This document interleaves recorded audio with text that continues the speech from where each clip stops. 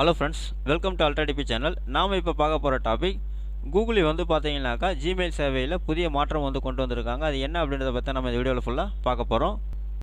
நாம் வீடியோவை பார்க்குறதுக்கு முன்னாடி நீங்கள் இது வரைக்கும் நம்ம சேனலை சப்ஸ்கிரைப் பண்ணலைன்னா மறக்காமல் சப்ஸ்கிரைப் பண்ணிங்க. கூடவே பக்கத்தில் இருக்கக்கூடிய பெல் ஐக்கானை கிளிக் பண்ணி ஆல் அப்படின்ற ஆப்ஷனை செலக்ட் பண்ணிங்க. அப்போ தான் நம்ம சேனலில் போஸ்ட் பண்ணுற எல்லா வீடியோஸினுடைய நோட்டிஃபிகேஷன் உங்களுக்கு உடனே கிடைக்கும். வீடியோவை ஸ்கிப் பண்ணாமல் முழுசாக பாருங்கள். வாங்க நம்ம வீடியோவை பார்க்கலாம்.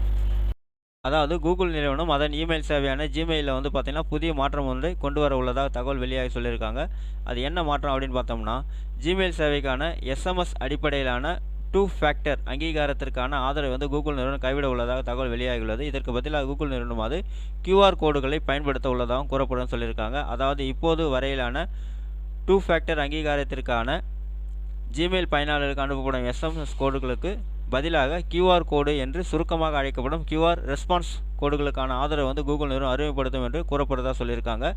கூகுள் நிறுவனத்தின் இந்த நடவடிக்கையானது கூகுள் அக்கௌண்ட்களின் பாதுகாப்பை அதிகரிக்கும் என எதிர்பார்க்கப்படுறதா சொல்லியிருக்காங்க. ஏனெனில் தீங்கிழைக்கும் நோக்கம் கொண்டவர்கள் எஸ்எம்எஸ் மூலம் பெறப்பட்ட லாகின் கோடுகளை பகிர்ந்து கொள்ளும்படி ஜிமெயில் பயனாளர்களை ஏமாற்றலாம். அதன் மூலம் அவர்களுடைய கூகுள் அக்கௌண்ட் ஆனது பைபாஸ் செய்யப்படலாம் அப்படின்னு வந்து சொல்லியிருக்காங்க.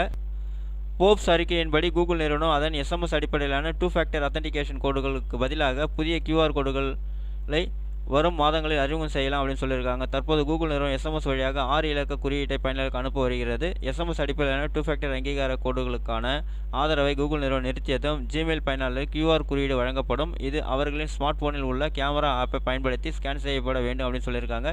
சரியான பாஸ்வேர்டு சமர்ப்பித்த பிறகு இந்த QR கோடுகளை பயன்படுத்தி லாகின் செய்ய வேண்டும் சொல்லியிருக்காங்க. இது ஜிமெயில் சேவைகளுக்குள் ஒரு பயனரை அங்கீகரிப்பதற்கான மிகவும் பாதுகாப்பான வழியாக இருக்கும் அப்படின்னு வந்து கூகுள் நிறுவனம் நம்புவதாக சொல்லியிருக்காங்க. சமீபத்தில் கூகுள் நிறுவனம் பார்த்தீங்கன்னாக்கா அதன் யூபிஐ பேமெண்ட் ஆப்பான கூகுள் பே ஆப்பில் வந்து யூபிஐ வழியிலான பண பரிவர்த்தனை தொடர்பான முக்கிய மாற்றம் ஒன்று அமலுக்கு கொண்டு வந்திருந்தாங்க. ஸோ இதன் கீழ் இனிமேல் கூகுள் பே ஆப்பில் வந்து கிரெடிட் மற்றும் டெபிட் கார்டு வழியிலான பில் பேமெண்ட்டுகளுக்கு கட்டணம் வந்து வசூலிக்கப்படும் அப்படின்னு வந்து சொல்லியிருந்தாங்க.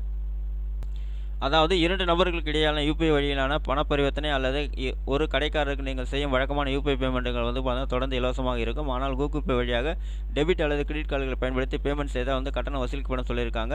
கூகுள் பே அறிவித்துள்ள இந்த புதிய மாற்றங்களின்படி டெபிட் அல்லது கிரெடிட் கார்டுகளை பயன்படுத்தி செய்யப்படும் பில் பேமெண்ட்டுகளுக்கு வந்து பார்த்தீங்கன்னா அதன் இறுதி தொகையிலிருந்து 1% 5% வரை கட்டணம் வசூலிக்கப்படும் சொல்லியிருக்காங்க. உதாரணத்துக்கு உங்களுடைய மின் கட்டணம் 1000 ரூபாய் இருந்ததுனாக 1% அப்படின்னு கணக்கு பண்ணிங்கன்னா 10 ரூபா உங்களுக்கு வந்து பார்த்தீங்கன்னா கட்டணமாக வசூலிக்கப்படும் அப்படின்னு வந்து சொல்லியிருக்காங்க.